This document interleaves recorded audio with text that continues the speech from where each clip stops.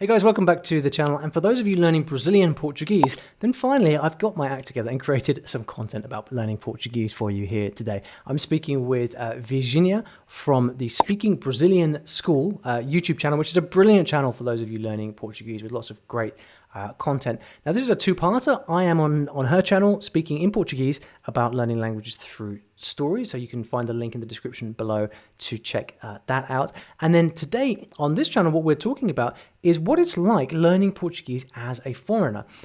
She tells me about her students and how the different things that they struggle with and find difficult with in Portuguese. Things like, for example, how to embody the language, how to kind of take on the Brazilian personality, which is something that I remember having to work quite hard on. Pronunciation and how that relates to, again, to embodying the language. We talk also about grammar and how the curious case of Brazilian Portuguese, where you can learn grammar theoretically, but then how the language kind of just ends up sort of sidestepping all of that grammar when it comes to actually speaking. So this is a fascinating conversation for you if you are learning Portuguese, and I hope you enjoy. Virginia, welcome to the channel. Thank you for having me, Olly. I'm very happy to be here today. Cool. So your expertise is obviously in Portuguese, and you are from, I took the liberty of preparing the map right here. Whereabouts are you from? Exactly where do you hail from? Of course. So I was born in the northeast of Brazil, but I lived most of my life in the south and southeast. So usually I tell my students that I'm from São Paulo because my accent is more from São Paulo. Okay, fantastic. So tell us about your channel, what you do, and what's the focus of your teaching. Of course. So my YouTube channel is Speaking Brazilian School, and I have an online school where I teach Portuguese as a second language. I started this school about 3 years ago, and I have students from all over the world who are interested in learning Brazilian Portuguese. It's a very exciting thing, and I love my students and I love teaching Portuguese. I love to hear people from all over the world speaking my beautiful language. And I'm very happy to be here with you today because I know that you speak Portuguese. And it's so exciting to talk with someone from another country who speaks Portuguese so well as you do. Well, thank you very much. And over on your channel, we've just recorded a conversation in Portuguese where we talked a little bit about how I actually learned Portuguese myself. So if anyone's interested, they should definitely go and check that out, if only to laugh at my rusty Portuguese. But yeah, so I was really excited to have you on the channel because we don't, I was saying to you before, we don't really have a great deal of Portuguese related content on the channel. And yet it's one of my most special languages for me personally, because it's one of the languages I learned early on when I was growing up, and I have so many fond memories of that. And there are videos on my channel actually of me singing some music in Portuguese. But that's, I haven't seen that. Yeah, I have. There's a video of me playing Saudade da Bahia with voice and violão. Oh, that is so cool. But yeah, it's best that nobody looks at that. So I know you are a Portuguese teacher, but you also have quite a lot of experience learning languages, and your English is obviously fantastic. So tell me about your experience with foreign languages and how that played out. Of course. So I started learning languages very young because of my mother.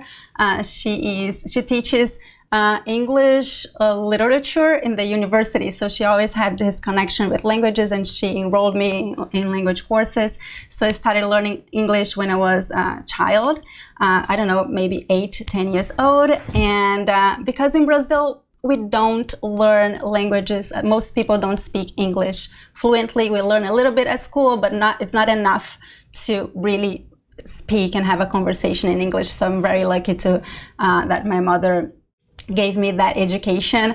And later, when I was an adult, about 10 years ago, maybe a little bit more, I started to learn French because I had a friend that was French, and he lived in São Paulo, and we started to exchange, and he taught me French, and it was a very fun experience. And I also learned Spanish because I have a lot of Argentinian friends, and I used to go to Buenos Aires very often when I lived in São Paulo, so I had the opportunity to learn some Spanish there as well. Yeah, it's interesting because your reasons for learning those languages are quite similar to mine as well. It was often based around friends that I had the sort of the travels that I did. So I really relate to that passion for learning. So the reason I wanted to hear about your early experience learning languages was because I always find that, certainly this is the case for me with the teaching that I do, and I've observed that most language teachers also have this tendency, which is that a lot of our teaching is informed by the way that we learned foreign languages and our early experiences doing that. So I often tell this story about how I discovered my own story learning method when I was on top of this mountain and I almost died. And that was it's a true story, but it's also a very powerful experience that happened to me that then has gone on to influence everything that I do now. So what is it for you? What are some of the things that happened with your early language learning that we now see in the way that you teach Portuguese? Well, of course, I think we learn a lot from our struggles, right? The things that are difficult for us, so we try to find solutions.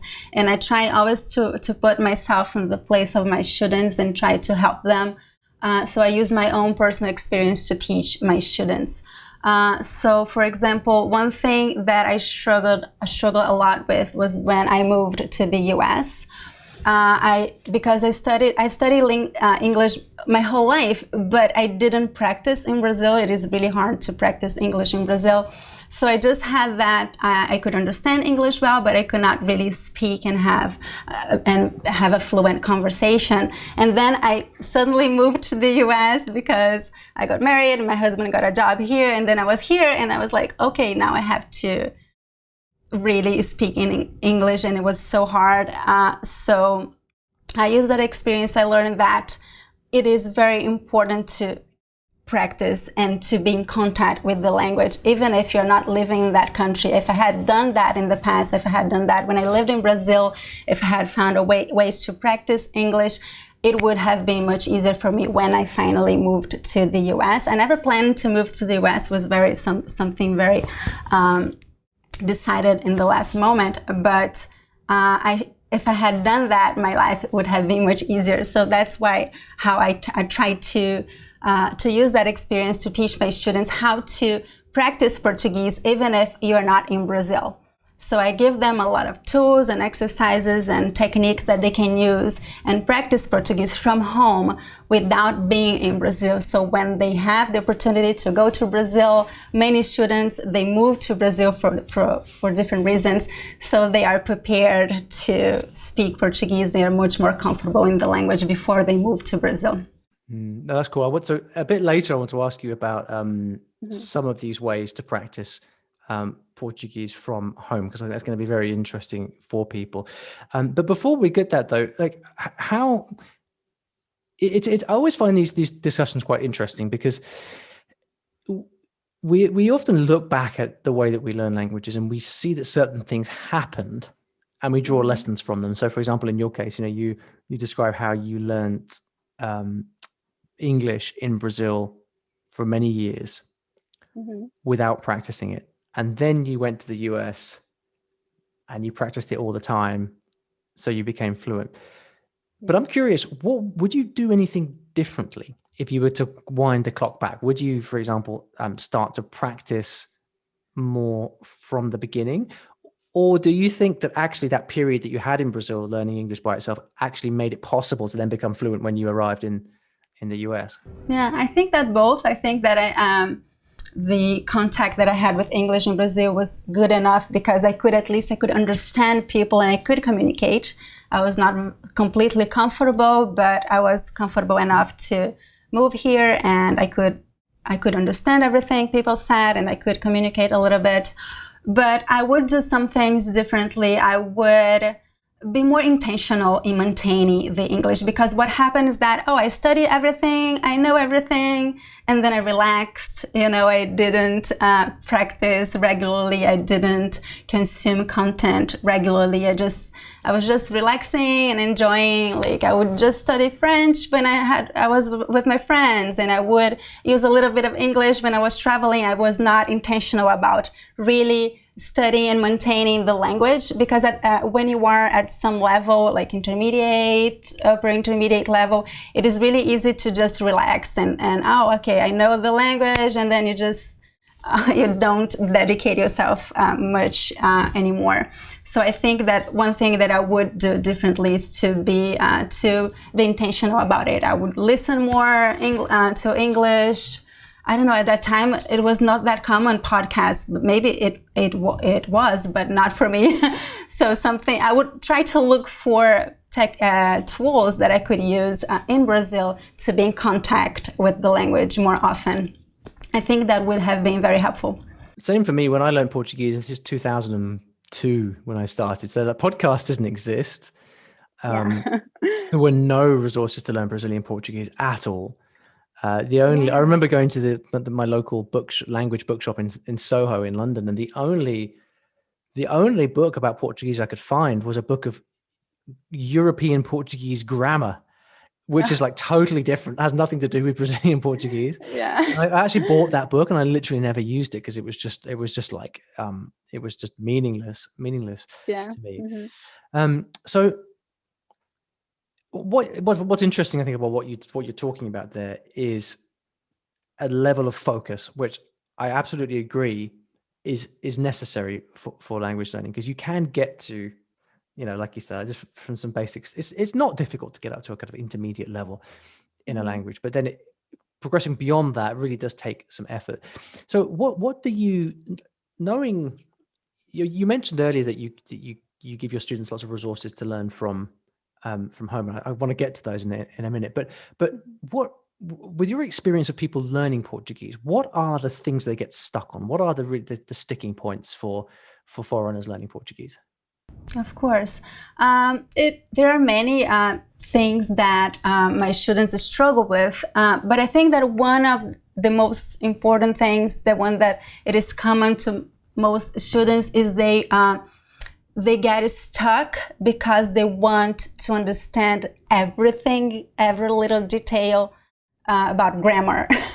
And that is just impossible in Portuguese. So I think that Brazilian Portuguese grammar, it is complicated. I think the students should relax a little bit about that. You are going to learn. I think I'm not saying that you should not study grammar at all. That's not what I'm saying. I do study grammar, teach grammar to my students, but it is important to study a little bit and then practice, and then do not worry too much about the details, because if you think too much about grammar, you're going to get stuck because you're going to think too much, and then you won't be able to really speak. You'll think all the time that you are speaking something wrong, that, is this subjunctive tense or not? So this is something that my students struggle a lot. They want to speak perfectly, and then it is really difficult for them to think about all the rules. So what I usually tell my students, just relax. I'm teaching you this. You are not going to learn how to use subjunctive mood in one lesson. That's impossible. You need years of practice. Even Brazilians need years of practice, because a lot of Brazilians don't know how to use subjunctive mood well as well. Yeah, grammar is a very funny one. Of all the languages I've learned, I think grammar in Brazilian Portuguese is one of the most interesting ones, because it always seemed to me to be quite flexible. The rules are quite flexible. In Brazil, at least. I'm not sure if that's the case in Portuguese, in Portugal, in European Portuguese. So I know what you mean about relaxing, because one of the interesting things about Brazil culturally is that I find that you really have to see. So I'll give you an example. So for me, being from England, we're always quite calm. We're pretty calm. We're quite reserved and a little bit shy. And we don't get excited very easily. But in Brazil, everybody's excited all the time about everything. And that's no exaggeration. So one of the things that I learned that I had to do spending time in Brazil was really understand how to be animado. I couldn't just be like, English guy in the corner. I had to be more animated, more lively. And the thing is that, like you say, grammar is the enemy of that, because if you're worried about, am I using the subjunctive or what's my conditionals do? Like, it's very difficult to think about that tricky grammar whilst also like getting on with people and being involved. So I think it's even more so than with other languages. I think with Portuguese, it's particularly important to learn how to balance the like being relaxed and sociable with also, understanding some of the grammar. But what is some of the difficult grammar in Portuguese? What do you see your students struggling with most at, say, an intermediate level? Yeah, I think, as I mentioned, the subjunctive mood, other tenses in subjunctive mood my students struggle a lot with that because there are no equivalent in English. I mean, a little bit, but not all the tenses. So it is very complicated for them. I think that's one of the most, and also all the little words, the object pronouns, that is very confusing, because another thing that is very confusing for my students is that we have the grammar, the rules, but Brazilians don't follow the rules. So it is so confusing for them. And the language that we really speak in Brazil is very different from the language you find in books and grammars. So I struggle a lot also when I'm teaching, because of course I'm a teacher. I want to teach a correct language to my students. So I try to find a balance. It's hard to find a balance to teach correct language, but also I don't want my students to sound weird because they are speaking a language that Brazilians do not speak. So that's tricky. How do you approach teaching things like when you've got pronouns attached to the end of verbs? So things like você tem que fazê-lo, which is often not said. Instead, you think, well, você tem que fazer, or tem que fazer isso, tem que fazê-lo. Like, so you can teach that grammar, but then there's usually other ways around that particular grammar point. So what do you tell students about something like that? So in my lessons, I always make it clear this is the rule. This is, like, I would say, I use the word formal. This is the formal language. And this is the language that people really use in colloquial language. So I usually teach both at the same time to make it clear. So they know that, okay, if they want to use the correct formal language, they can use that. But they're not going to see Brazilians using it much. So they have I recommend they use the colloquial language. But it's important to know the formal and the rules as well, because they will see it in articles, journalists, they use a lot of this formal language, books. So it is important to have a little bit of knowledge of both worlds, right? The formal language and the colloquial language. Yeah. And this is especially true when it comes to reading Portuguese, isn't it? Because one thing is the spoken language. Yes. And like we were saying, there's lots of different ways to express, like to avoid the subjunctive when you're speaking. But when you're reading, it's a different story, isn't it? Because stuff is much stricter. So how do you think about the difference between spoken Brazilian Portuguese and written?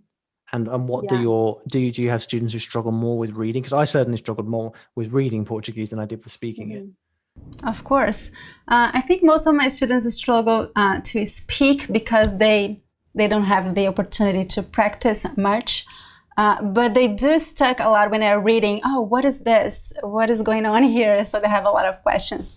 But it is important to know that written language is really different from spoken language. In spoken language, a lot of things are accepted, right? Because language is life. So it's okay if you don't follow the rules when you are speaking, but when you are writing, it is important to follow the rules. It's not that accepted to see this informal colloquial language in written form.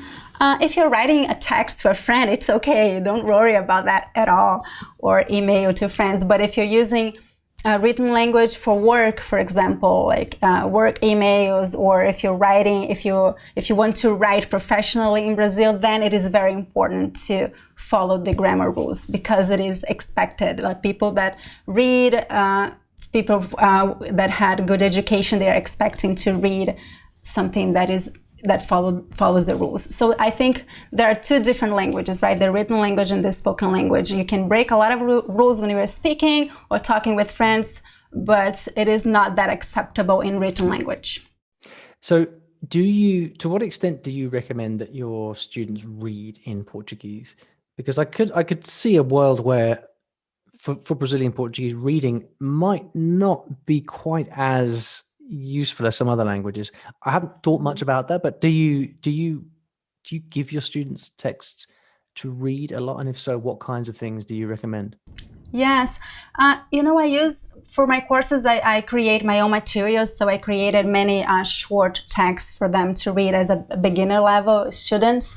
And I usually don't recommend my beginner students to start reading because it is very, very hard to read in Portuguese if you are a beginner. But to my intermediate level students, I usually recommend that they read because I think they're going to learn so much vocabulary. And if they know that, if they know that written language is different from spoken language, they have that knowledge, so they can separate, and they know that, okay, this is written language, but I'm not going to speak that way.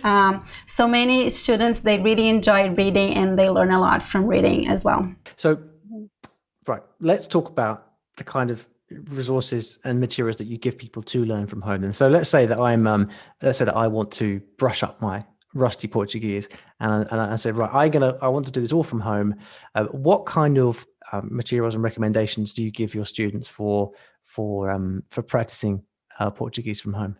There are so many amazing teachers available. You find a lot of teachers on YouTube and a lot of podcasts. So I highly recommend you use this amazing material that is available for free online.